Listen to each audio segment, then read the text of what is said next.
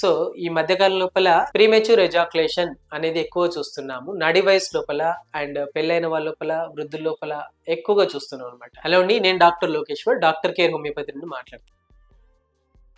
So ఈ premature ejaculation కి underline cause అనేది ఒకటి ఉంటుంది. ప్రతి ఒక్కరి లోపల కూడా ఒకరిలో ఉన్నటువంటి కండిషన్ ఇంకొకరిలో సేమ్ ఒకే విధంగా ఉండదండి.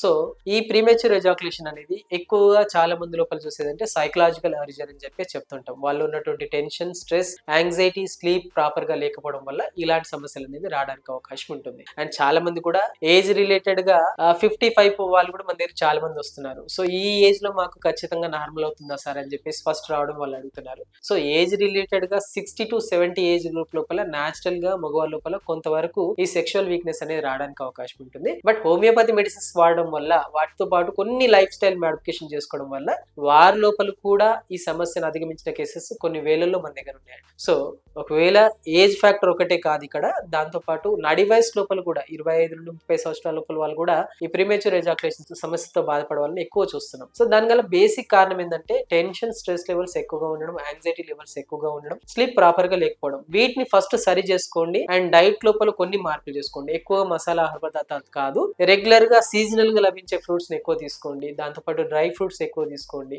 సో ఇలాంటివి చేసుకున్నప్పుడు కూడా ప్రాబ్లం అనేది రిపీటెడ్ గా మళ్ళీ వస్తుంది అని అనుకుంటే ఖచ్చితంగా ఆ ప్రాబ్లమ్ ని అధిగమించడానికి హోమియోపతి లోపల చక్కటి మెడిసిన్స్ అందుబాటులో ఉన్నాయి. మరి ఎందుకు ఆలస్యం, మీ దగ్గర ఉన్నటువంటి డాక్టర్ కేర్ హోమియోపతి సంప్రదించండి. ఖచ్చితంగా ప్రీమెచ్యూర్ ఎజాకులేషన్, శీఘ్రస్ఖలన సమస్యను అధిగమించడానికి మంచి మెడిసిన్స్ హోమియో వైద్యంలో అందుబాటులో ఉన్నాయి.